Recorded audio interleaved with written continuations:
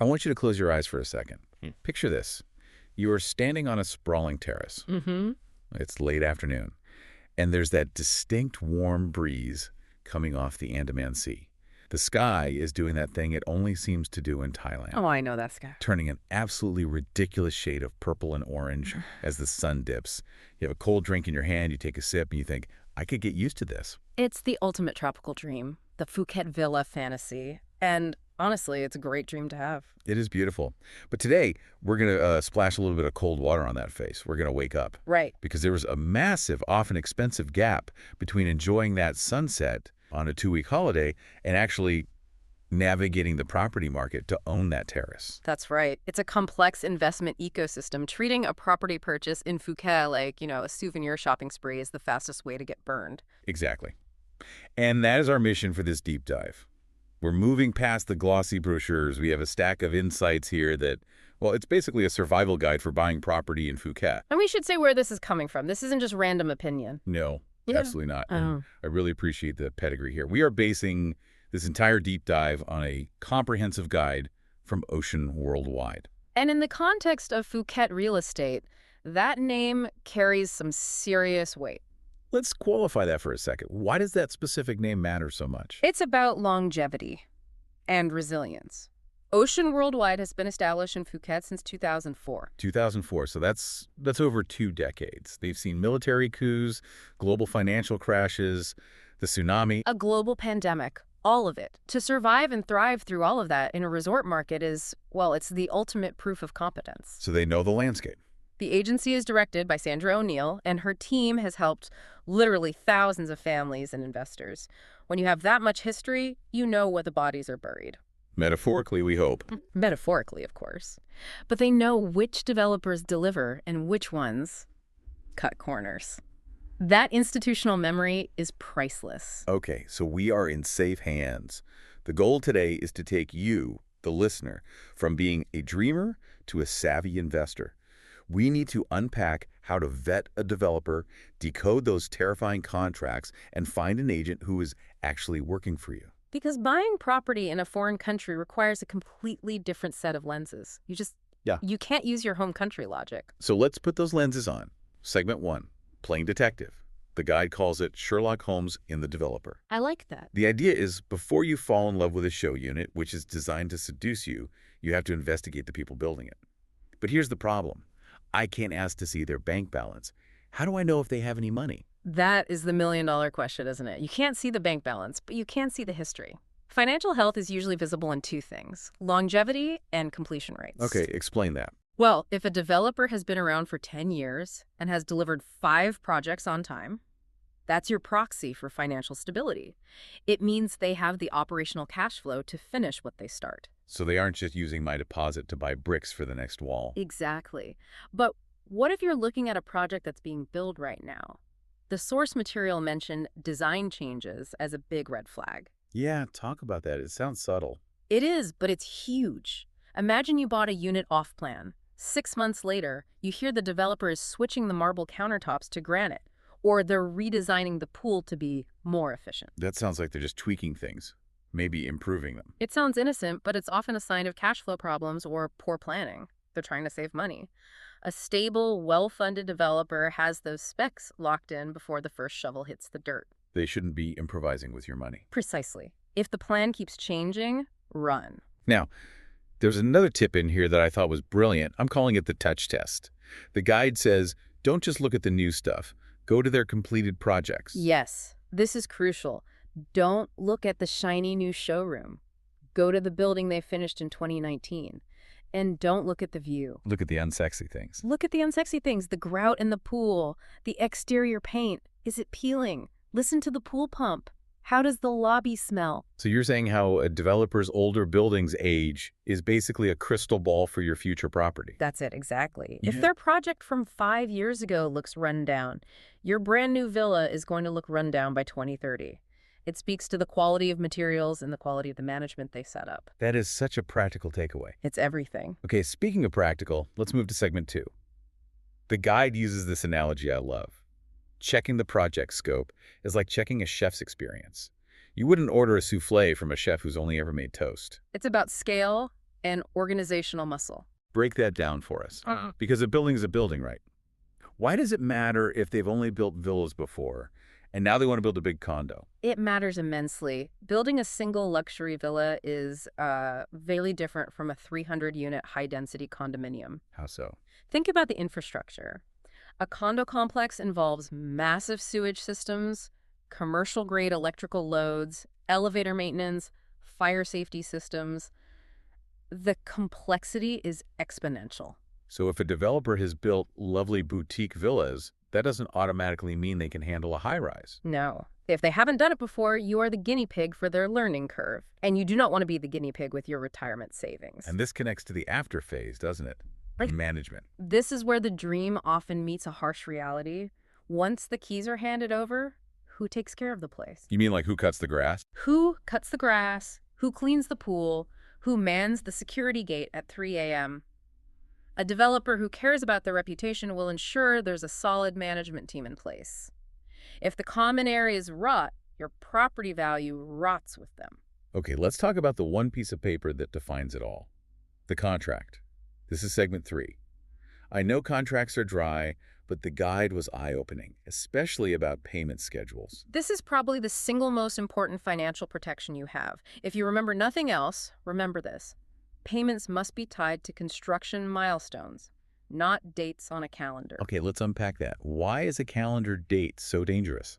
A calendar date is arbitrary. Let's say the contract says buyer pays 20% on June 1st. June 1st comes, you write the check. But what if you drive by the site and it's still a mud pit? You've paid for progress that doesn't exist. Exactly. And now you have zero leverage. A milestone payment says you pay 20% upon completion of the foundation. So if the foundation isn't poured, the check doesn't get written. Correct. It keeps the developer motivated. They don't get fed until they do the work. The guide also mentioned something called snagging, which sounds like knitting. No, not knitting. Snagging is the final inspection where you identify defects.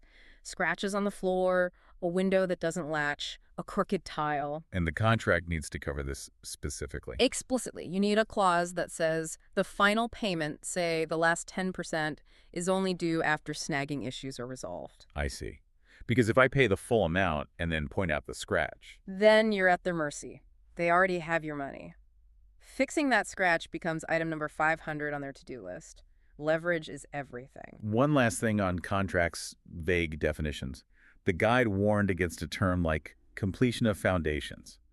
That sounded specific to me. It can be slippery. Does completion mean the hole is dug, the concrete is poured, or the concrete has cured and been inspected? I hadn't thought of that. And specifications. If the contract says swimming tool, that's meaningless. You need the depth, the dimensions, the tile type, the pump brand now. If it's not in writing, you might end up with a glorified bathtub. Terrifying. Okay, let's move to the human side.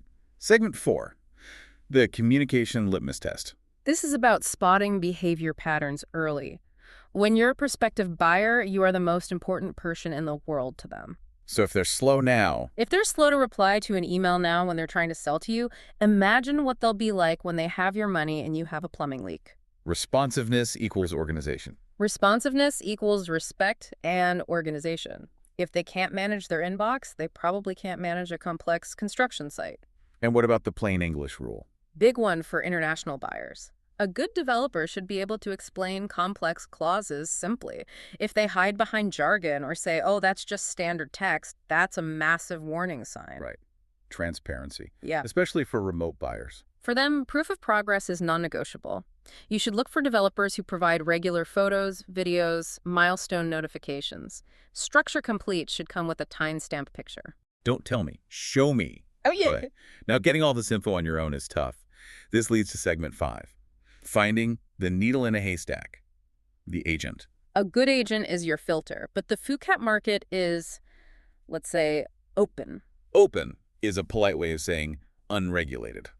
In a sense, anyone can print a business card and call themselves a property agent. So how do we vet them?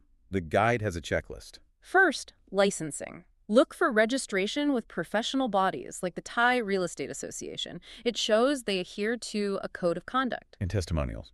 Look for patterns. If 10 people all say they were so patient or they were honest about the downsides, that's a pattern of integrity. You want a guide, not just a salesperson. Okay, but here's the big question I hear all the time. Why do I need an agent if I can just Google properties myself? Well, first, the seller usually pays the commission, not you, so it's free advice.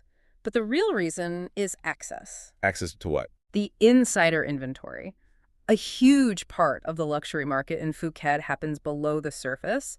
Agencies like Ocean Worldwide, because they've been there since 2004, have deep relationships. Oh, they get the first call. Exactly. They get access to off-market listings or exclusive units that never made it to the websites. The best unit in the complex, it's probably held back for private sales. A good agent can get you in that door. That is a huge advantage.